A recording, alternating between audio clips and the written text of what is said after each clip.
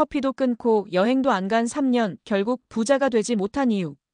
여러분, 혹시 이런 말 들어보셨나요? 작은 돈부터 아껴야 부자가 된다. 맞는 말 같죠? 그래서 커피값도 아끼고 친구들과의 외식도 줄이고 여행은 생각도 안 하고 그렇게 몇 년을 살다 보면 이제 나도 부자 될 수 있겠지? 이런 기대가 생깁니다. 근데 말이에요. 3년 동안 커피도 끊고 여행도 안 가고 심지어 연애도 안 하고 소비를 거의 안 하며 산 사람이 결국 부자가 되지 못했다면 뭐가 문제였을까요? 오늘 이 이야기는 실제 한 분의 경험을 바탕으로 만들어졌고요. 우리 모두가 쉽게 빠질 수 있는 가난의 덫을 짚어보는 시간입니다. 자, 이런 분 한 번쯤 보셨을 거예요.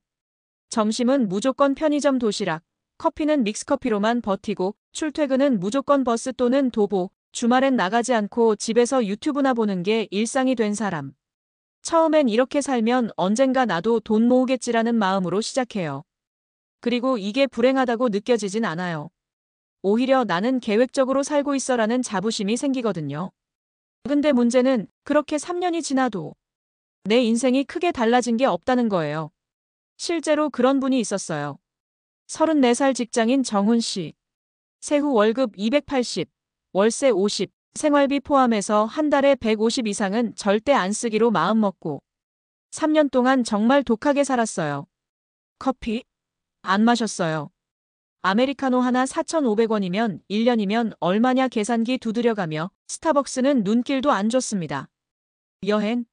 한 번도 안 갔어요. 비행기 티켓 값이면 차라리 주식을 사지. 그 결과 3년 만에 3천만 원을 모았죠. 대단한 일이죠, 분명히. 근데 그 돈으로 뭘 할 수 있었을까요? 집을 사기엔 턱없이 부족했고 사업을 시작하자니 무서웠고 결국 그대로 예금에 넣어두고 방치. 그렇게 또 1년이 흘렀고 정훈 씨는 말합니다.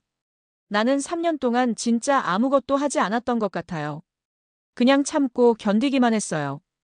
근데 돌아보니 나는 멈춰 있었고 그 사이 다른 사람들은 앞서가고 있었어요. 여기서 중요한 메시지가 나옵니다. 절약은 부자가 되기 위한 수단이 될 수 있지만 절대 목적이 되어선 안 된다는 거예요. 절약을 잘한다고 해서 무조건 부자가 되는 게 아니에요. 절약은 어디까지나 여유 자본을 만들기 위한 과정일 뿐, 그 돈을 어떻게 써야 부자가 되는지 모르면 결국 제자리입니다. 그럼 여러분께 한번 여쭤볼게요. 여러분은 지금 돈을 아끼는데 집중하고 있으신가요? 아니면 그 돈을 키우는 방법에 집중하고 계신가요? 예를 들어서 지금 통장에 매달 30만 원씩 남는다고 칠게요. 그 돈 어디에 쓰고 계세요? 그냥 쌓아두고 계신 분들이 대부분일 거예요. 근데 쌓아만 두는 돈은 절대 부의 씨앗이 되지 않아요. 다른 사람 하나만 더 소개할게요. 정훈 씨와 비슷한 시기에 직장 생활을 시작한 혜진이라는 분이 있어요. 혜진 씨도 처음엔 절약부터 시작했어요. 근데 1년쯤 절약을 하다 이런 생각이 들었대요. 내가 이 돈을 어디에 써야 더 큰 돈을 벌 수 있을까? 그래서 그 돈으로 뭘 했냐면 온라인 마케팅 수업 듣고 퇴근 후 SNS 콘텐츠 만들고 6개월 동안 밤새워 블로그랑 유튜브 운영. 당연히 처음엔 수익 0원이었어요. 근데 8개월이 지나자 월 10만 원 수익이 생기더니 1년 반 후에는 월 80만 원까지 올라갔어요. 지금은 본업 월급, 사이드 수익이 합쳐져서 돈이 버는 속도 자체가 다릅니다. 절약보다 중요한 건 절약한 돈을 부자로 가는 발판으로 만드는 전략이라는 걸 혜진 씨는 몸소 보여준 거죠. 그럼 여기서 질문이 생깁니다. 절약 이후 뭘 해야 돈을 불릴 수 있을까? 정답은 소득 구조를 바꾸는 것입니다. 이건 무조건 필요한 단계예요. 여기 현실적인 방법 3가지만 정리해 드릴게요. 1. 돈을 벌 수 있는 기술을 배운다. 단순한 절약보다 기술이 있는 사람은 평생 소득이 다릅니다. 영상 편집, 블로그 글쓰기, 온라인 강의 제작 등 자기 시간을 써서 돈을 버는 능력을 키워야 해요. 2. 돈이 일하게 만드는 구조를 만든다. 소액이라도 ETF, 배당주, 리츠 투자 등 수익을 만들어주는 구조를 만들기 시작해야 합니다. 중요한 건 금액이 아니라 흐름이에요. 3. 돈을 써서 시간을 산다. 이게 진짜 핵심이에요. 절약한다고 무조건 직접 다 하지 마세요. 반복되는 일은 자동화하거나 외주를 쓰고 그 시간에 내가 더 가치 있는 일을 하는 게 훨씬 현명한 소비입니다. 여러분, 다시 질문 드릴게요.